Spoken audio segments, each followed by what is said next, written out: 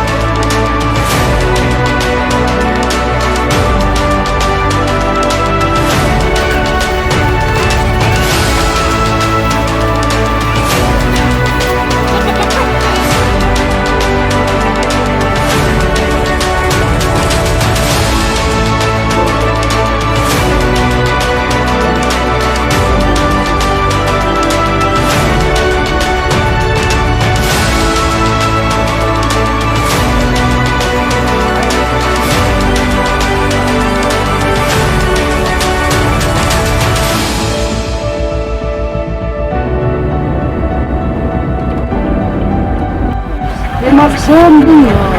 көйгөйлөрү менен жого жардам бере отура бербей жок дегенде биринчи биздин айында мектеп анан айыл өкмөтүнө турабыз анан айыл өкмөтүнө ошо